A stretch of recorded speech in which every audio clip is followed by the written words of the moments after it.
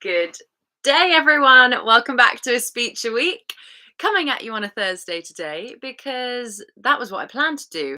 However, on my newsletter on Tuesday, I definitely said it was Wednesday, so apologies on my part. All this admin stuff is just not the one. I need a PA to help me keep on top of all of this stuff.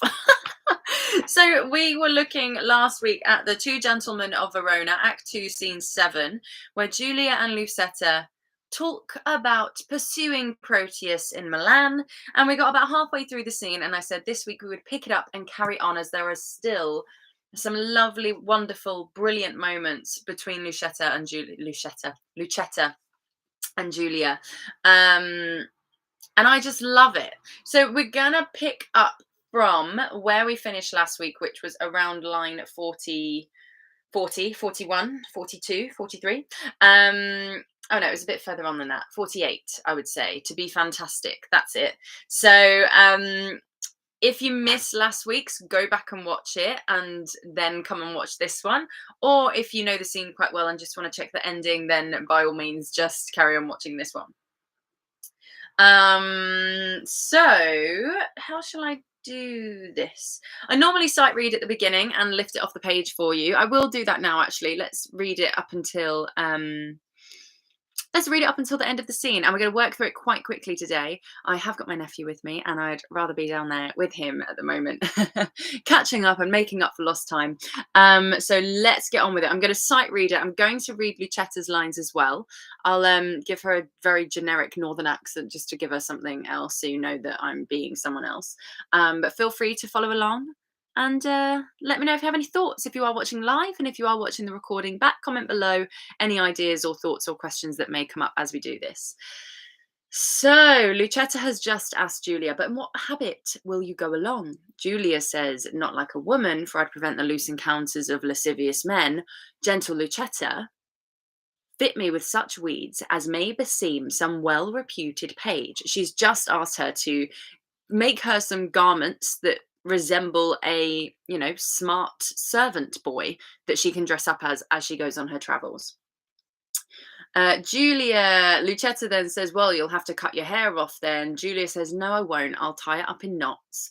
And let's just go from that bit. So Julia opens from line 45.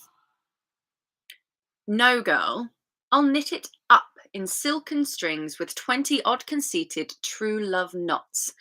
To be fantastic may become a youth of greater time than I shall show to be. What fashion, madam, shall I make your breeches? That fits as well as, tell me, good my lord, what compass will you wear your farthingale? Why, even what fashion thou best likes, Lucetta. You must needs have 'em with a codpiece, madam. Out, Lucetta, that will be ill-favoured. A round hose, madam. Now's not worth the pin unless you have a codpiece to stick pins on. Lucetta, as thou lovest me. I've lost my line. Lucetta, as thou lovest me, let me have what thou thinkest meet and is most mannerly.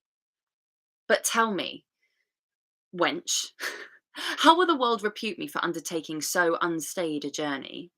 I fear me it will make me scandalized. If you think so, then stay at home and go not. Nay, that I will not. Then never dream on infamy, but go. If Proteus like your journey when you come, no matter who's displeased when you are gone, I fear me he will scarce be pleased withal. That is the least, Lucetta, of my fear.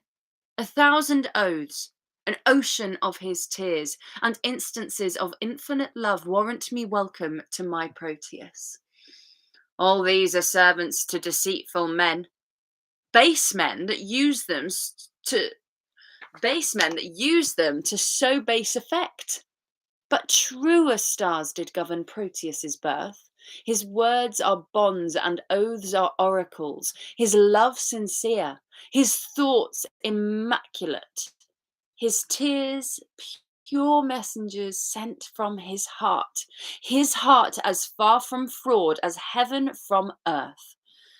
Pray heaven he prove so when you come to him. Now, as thou lovest me, do him not that wrong to bear a hard opinion of his truth. only deserve my love by loving him. And presently, go with me to my chamber, to take a note of what I stand in need of to furnish me upon my longing journey. All that is mine I leave at thy dispose, my goods, my lands, my reputation. Only in lieu thereof dispatch me hence. Come, answer not, but to it presently. I am impatient of my tarriance. Exeunt. And off they go.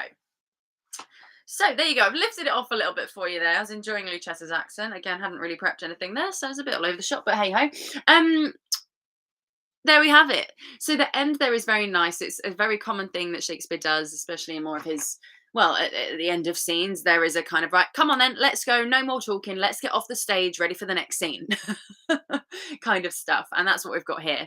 And there's some real lovely language that from lines, I think it is 72 odd or whatnot. There is some lovely, lovely moments there that Julia says. It's so good. So let's have a little translation then. If there are any cool bits that you've liked or enjoyed, just comment below and or type in the chat and let me know. There are there's so many good things. So let's go back from line 45. So no girl, I'll knit it up in silken strings with 20 odd conceited true love knots. No, I'll put my hair in braids or something. I'll tie it in knots before I have to cut my hair off. And this is the bit we left it at last week as well. To be fantastic may become a youth of greater time than I shall show to be. So there she's saying there, to be fantastical. To be fantastical means you're being very creative and over the top, perhaps. She says that would befit the character I'm about to play, essentially. So she says, I'm definitely sat on the floor, by the way. We've got such a full house at the moment. My partner's doing calls in one room. I'm in my nephew's room again. I'm sat on the floor. I'm having to be. We might even get an interruption from my nephew at some point if he needs a game or a book or something. I don't know. We'll see. So it says, to be fantastic may become a youth of greater time than I shall show to be. It may become a youth who's beyond his years than I will show to be. Then that's what I will show to be. So she's kind of being playful here. This is a really lovely, playful scene. There's lovely moments between Lucetta and Julia. I totally killed one in the sight reading, but when she says, but tell me, wench. I don't think she really thinks Lucetta is a wench. I think she's being playful and they have this kind of banter-filled relationship.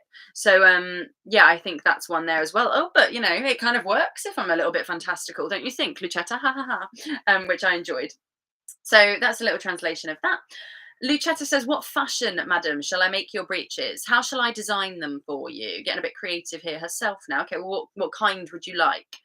Your breeches is an outfit that men would particularly wear. In fact, let's just double check that. I'm thinking of I think I'm thinking of braces, but that's not right. Yeah, breeches. So like horse riding breeches, you know, the kind of pointy trousers that I don't think jockeys necessarily wear them, but what's it called when you do the fashionable horse riding, galloping over things and triage? It's not triage, is it? Absolutely not triage. You know what I mean. So yeah, so trousers or pants. How shall I make your pants? Essentially, your trousers look. How do you want them designed? How shall I do that? And Julia says that fits as well as, and then she quotes something. She says, "Tell me, good my lord, what compass will you wear your farthingale? Why, even what fashion thou best likes, Lucetta." I think she's being a bit sarcastic here, to be honest. Again, this playful banter is coming through. Tell me, good lord, what compass will you wear your farthingale? So let's have a quick look up of farthingale.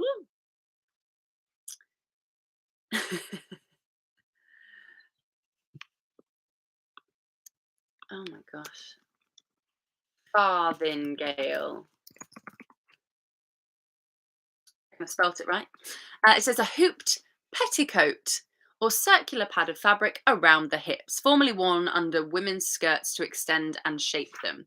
So this is quite, like I said, she's being quite playful here. She's like, oh, no one asks what length your petticoat should be. I think that's maybe what she's saying here. Um, that fits as well as, tell me, good my lord, what compass will you wear your farthingale? What circumference? Circumference, is that the right one? I didn't do great at maths. But how wide shall we make your petticoat or something? But we don't even see that. She's saying whatever you want, Lucetta. Just do whatever you want. That's how I take that anyway. I'm quite playful, and I think she's being a bit playful there.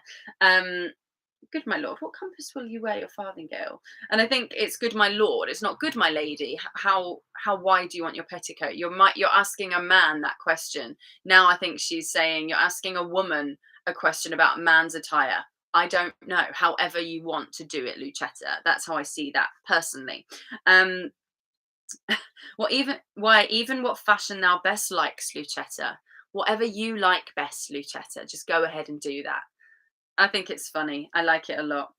And then she says, and Lucetta then bites back, you must needs, I kept saying have with my northern accent. They'd normally be like, what best needs have. There's not normally an H on some northern accents anyway. What you must needs have them with a codpiece, madam. Codpiece. Literally, I think back to my dancing days, and also was it cricket or something? And you'd have like a plastic. I mean, the women wouldn't, but they should, because we're a hell of a lot more sensitive down there than men are. The men would have like a kind of plastic cup that they would use to protect their area. I don't know why I got weird about that. I think it's because I've got, my little one. But it's important to use the right words. So to protect their testicles and their penis, they would wear a cup on front to protect them. And that's what I think she's saying here. There's traditionally a bit of fabric there that means they are protected, but they can also get them out quickly for weeing and everything. Remember, getting dressed back in those days wasn't as seamless and effortless as it is today. Putting on a simple jumper, it was layers of fabric and styling and delicate and detail and tying and buttons and loops and all of this sort of stuff. So it was far more complicated than it is today. And so, I think here again, Lucetta's being playful. Well, you better wear a codpiece then. So think about that. I think she's kind of poking fun a little bit at Julia here. And then Julia says, out, Lucetta. That will be ill-favoured. And I think, again, it's important to remember that I think Julia's a little, she's young. She's naive. She's not, excuse me, had sex yet. She's a virgin. She's very she's new to all of this, and love in her mind's eye is this big romantic rose tinted spectacle. We've not got to the nitty gritty and the heartbreak yet. So I think there's lovely references in this scene to Julia's no, and I don't want to say prudishness, because I think that's not the right word, but it is that kind of, no, I don't want to talk about that. No, don't even bring that up, almost. So I think there could be some embarrassment there, some sincere,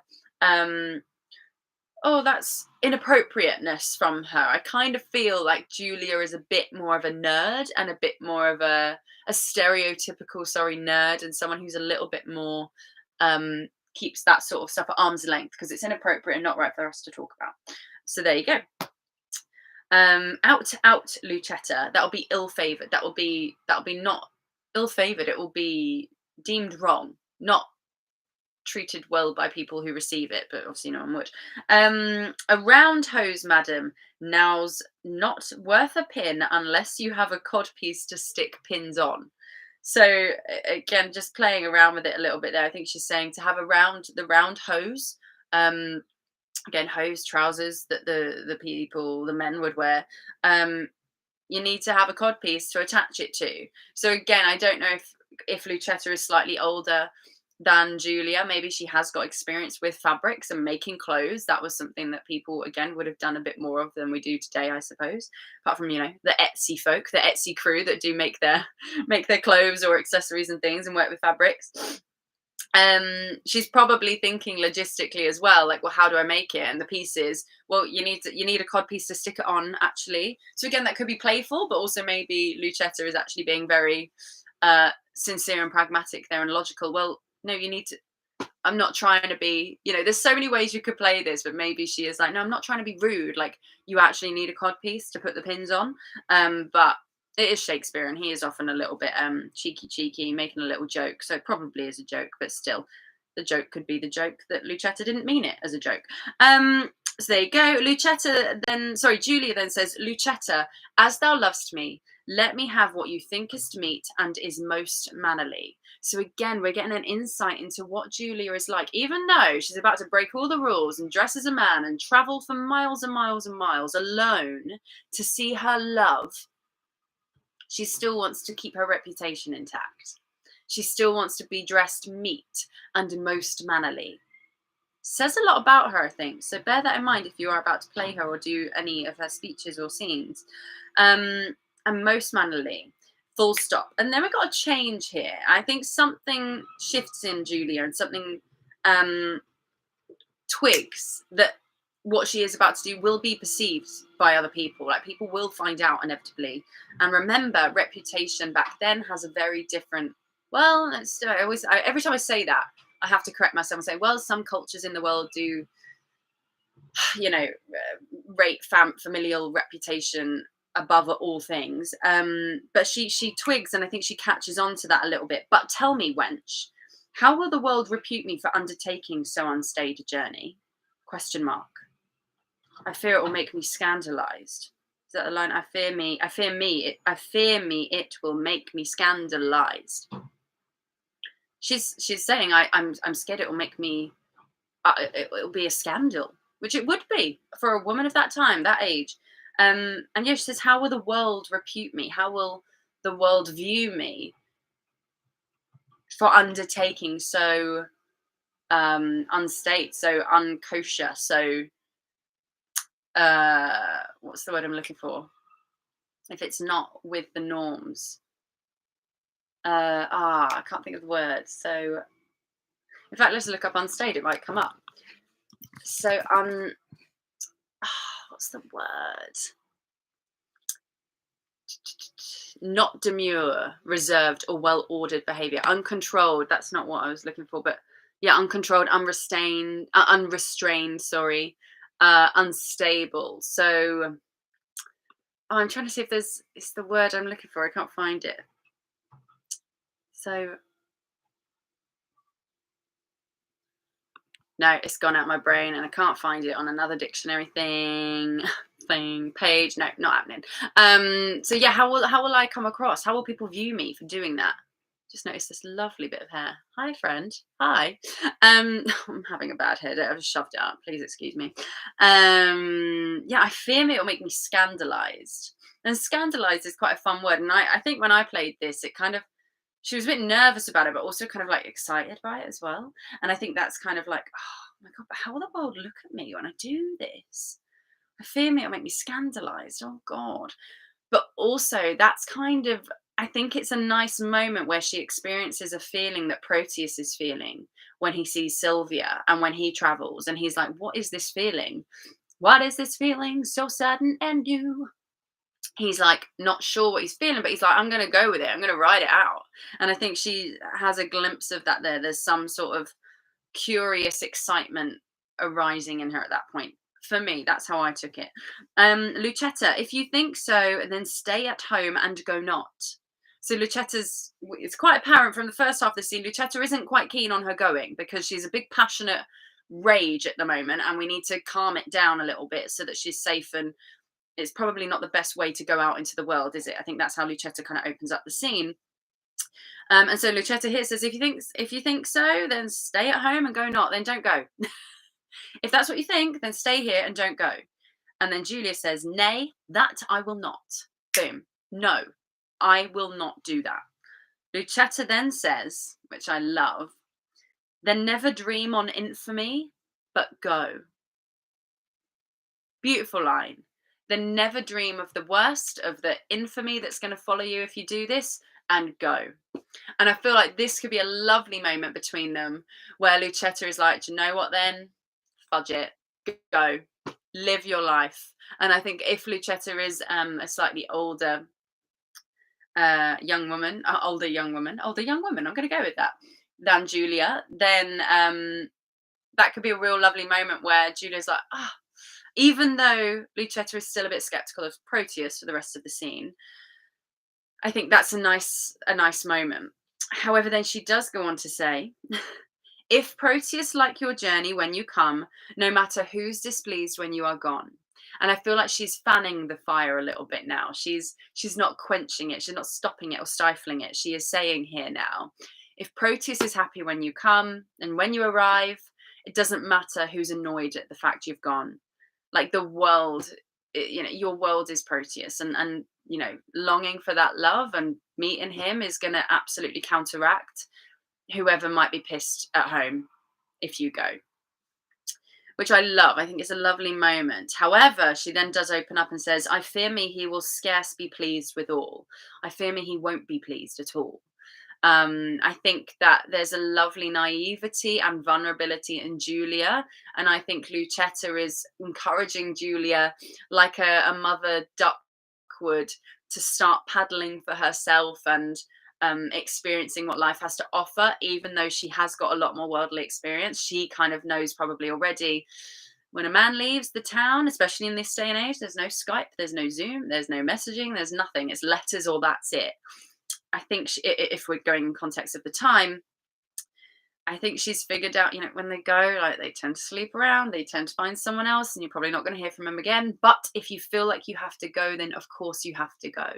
And I love that she's like that. She's not angry at her. She's not saying, no, you're a fool. She's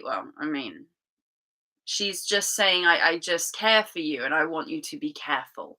And I love it. I think it's a really lovely, I won't say motherly moment, but I don't think Lucetta is like her mother. I think they are very good, close friends. And I think Lucetta could be a bit older and maybe wiser, but also very similar and like a slightly older, maybe the aftermath of Julia by the end of the play, that's Lucetta, perhaps. I quite enjoy that. Hi, Rodney. Yes, I precious moment in the sequence. Sorry, I'm late joining. Missed it. Was Thursday this week. So did I.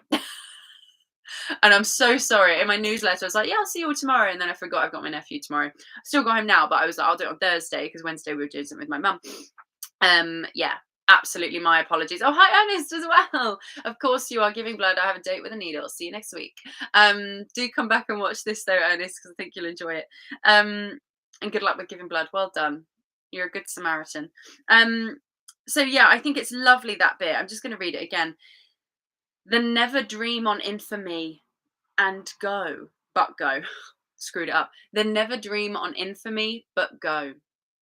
If Proteus like your journey when you come, no matter who's displeased when you are gone. I love that. I love it, love it, love it. I fear me he will be scarce pleased withal. That could as well also be an aside to the audience. Maybe Julia overhears it and that is then the retort. She says, that is the least, Lucetta, of my fear. 1,000, and this is again where this lovely poetic language comes through here. And this play is full of it. It's so good. That is the least, Lucetta, of my fear. 1,000 oaths, an ocean of his tears, and instances of infinite love warrant welcome to my Proteus. It's so good. That's the least of my fear. I don't fear the scarcity of his welcoming at all, because 1,000 oaths of his, an ocean of his tears have been cried for me, and instances of infinite love, limitless love, warrant me welcome to my Proteus. Not warrant me welcome to Proteus, warrant me welcome to my Proteus. Divine.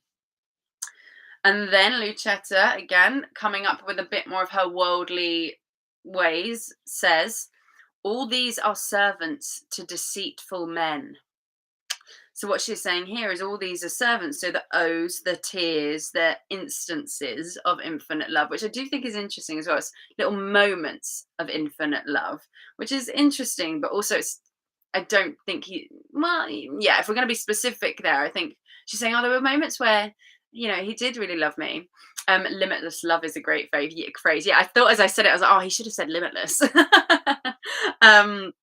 But he didn't. And I'm no better than the bard. But maybe I'll change that to limitless, infinite, limitless. It works. All these are servants to deceitful men. Remember of this time, and still to this day, women were often absolutely screwed over by men. That were married, sexual double standards were rife.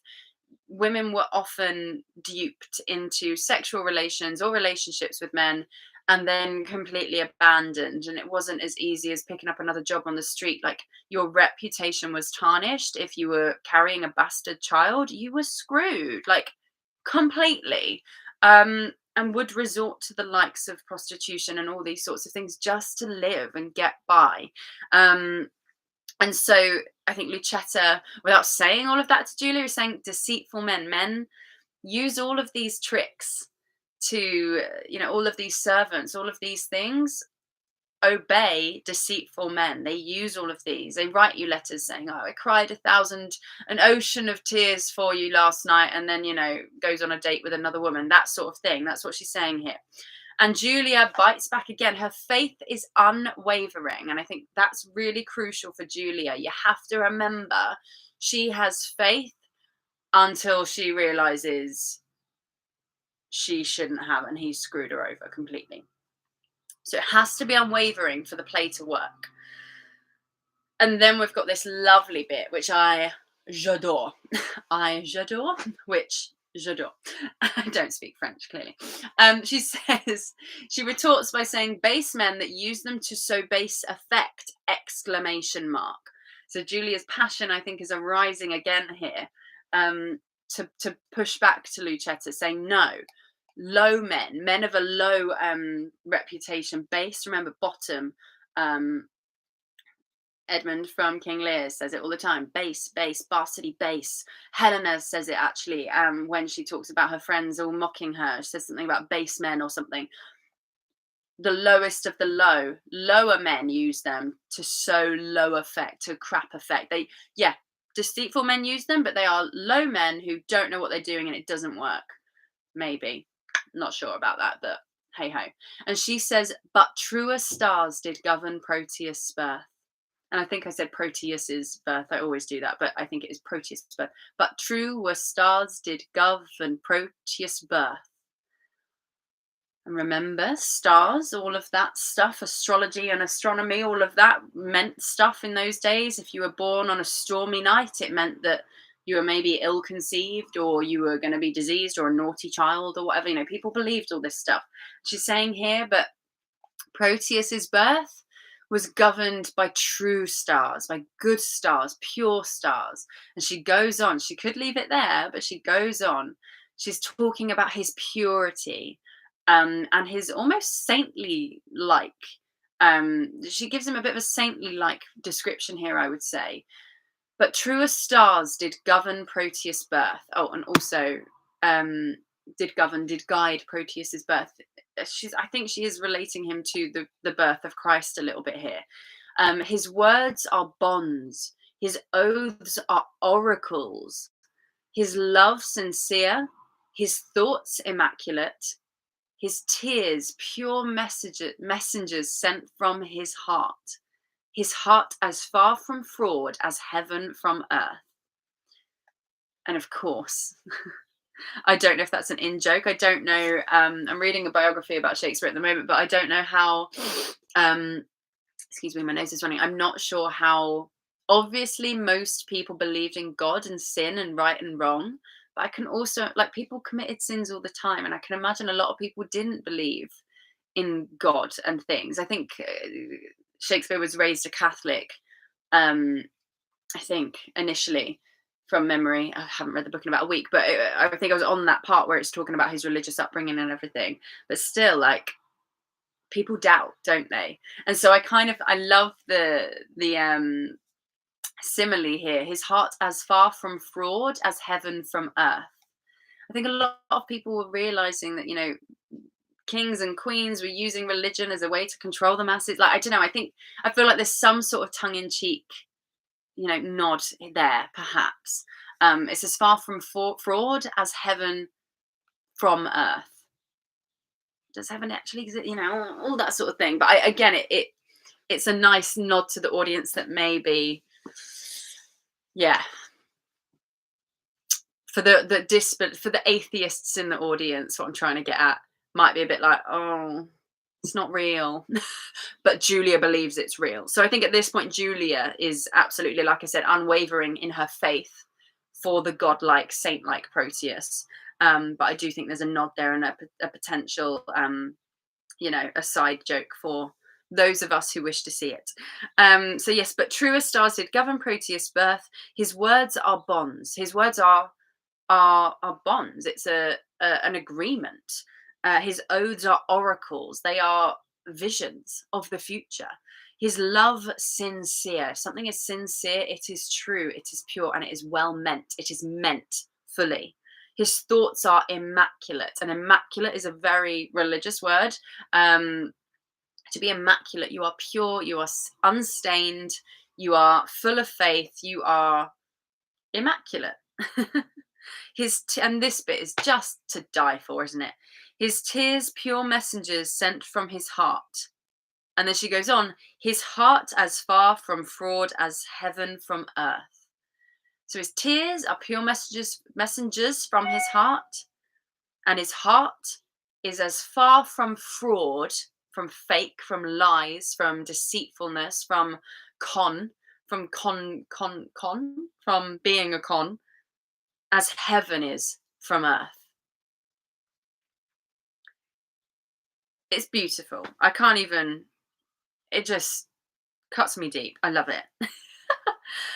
And then Lucetta plays again and bounces off of what Julia says here, because she brings up heaven and earth. And then Lucetta says, pray heaven, he prove so when you come to him. I pray to the heaven and heaven pray, that is true. I think she wants it to be true for Julia, but she probably knows it isn't. And again, you could play that 1,000 different ways. It could be a little bit heartbreaking, as your kids get older, you don't want to see, I mean, I don't have it, but seeing my nephew, you don't want to see them get hurt, but they've got to learn, they've got to live, and they've got to have these experiences. So I think that must be going through Lucetta's brain at this point.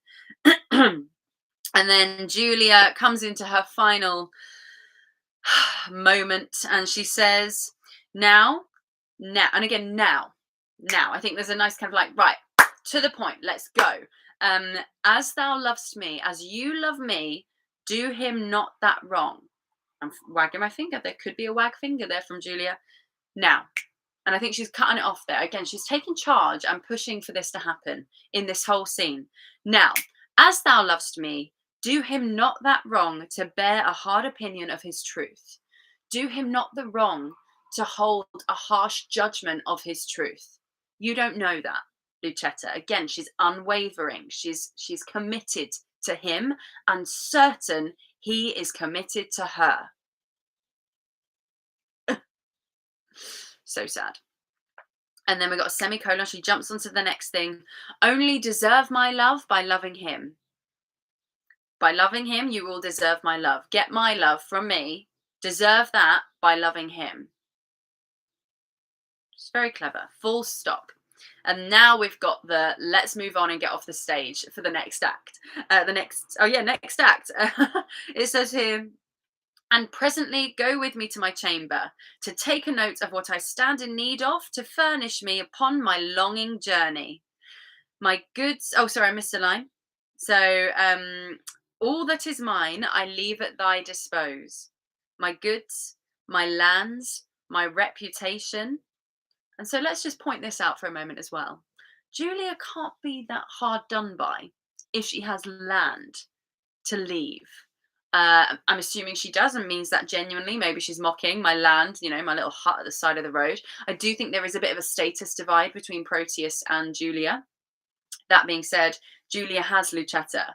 You'd only have a kind of maid or bit of a big deal.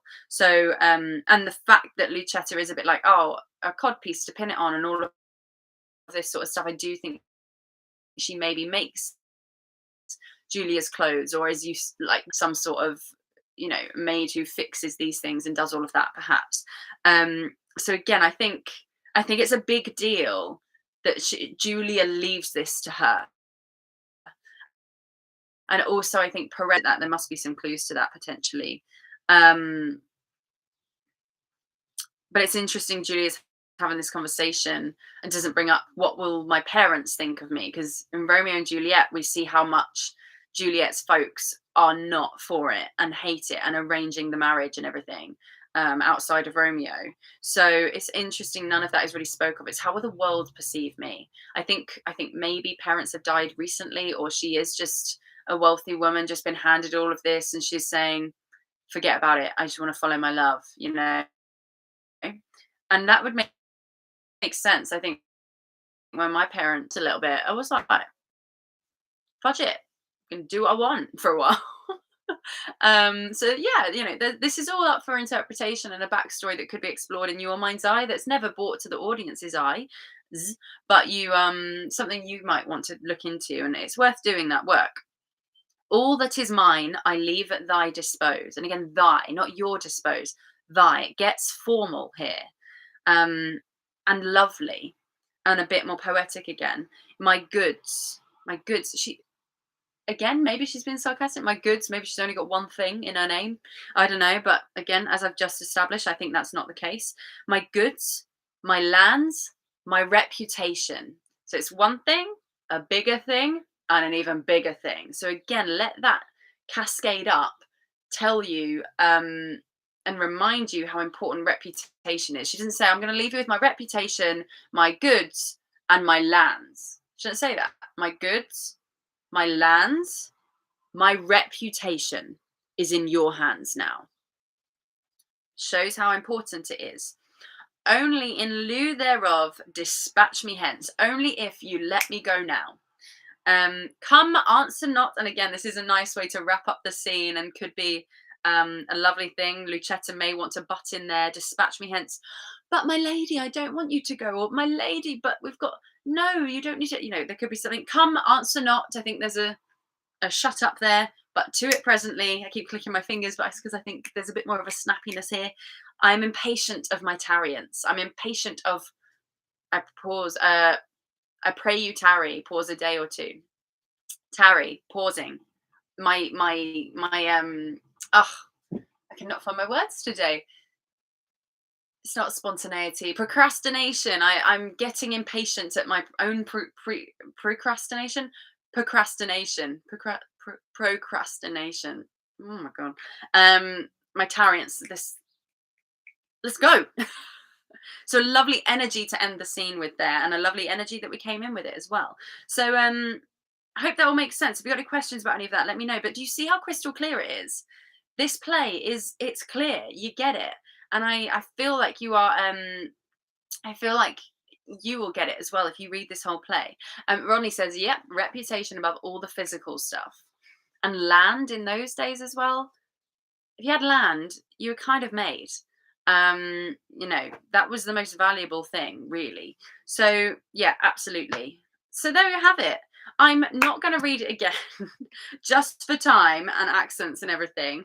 But I want you to read this out loud. Do have a read out loud of yourself, and get your mum or your sister or your dog or someone to read someone else's, Julia's lines or Lucetta's lines. Practice saying it out loud and having some fun with it. It's a beautiful scene, and I think it's a real delight to play with. And I hope you've enjoyed going through it with me. I know I certainly have. And yeah, I'm still working through on the schedule for this. I've got some in play, and I suppose I could release it now, actually. I've got like 3 weeks planned. Maybe I just want to have them all down so I've got it for however long I do it for. Actually, yeah, maybe I'll release that. I'll send an email out, and I'll put it as well on my website. I'm going to make a speech a week section of my website, pippamoss.com, where you can actually just view what's coming up when, and you can do a bit more prep on it, because I know Rodney and Ernest, it's good for you to know in advance so you can have a little research and read of it yourself. I know I keep leaving it till late, but it's just the way my brain is at the moment. Procrastination is the time when you really think you'll do it up until you recognize it can be delayed. Yes, you kind of put it off, don't you?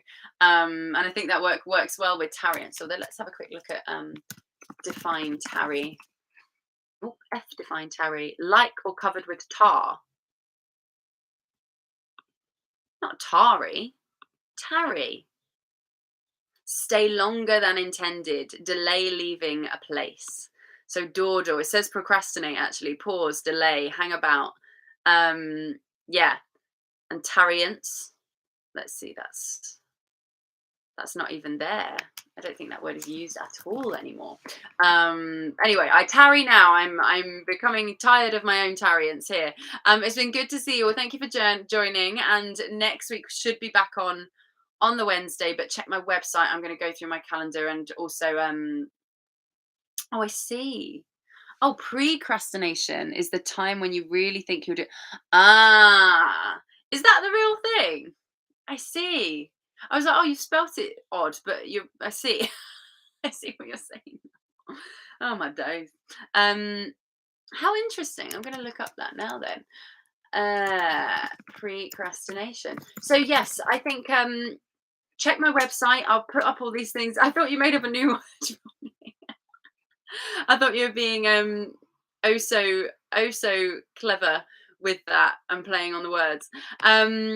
I will update my website. I'll put out what we're doing next week and the following weeks, and if there's any time changes as well, I'll put them on there, and I will put it on my YouTube because I can do the posts now, so you'll see the posts on there too. I'll put it on there. And have a lovely rest of your week. Have a lovely. It's Easter weekend, isn't it? If you celebrate that, enjoy. If not, enjoy. Have a lovely time. We've got a long weekend here in England, a bank holiday, so businesses will be shut tomorrow and Monday. And I will see you very soon. I can't wait. Have a lovely, lovely time. Mwah. Good to see you all. Bye.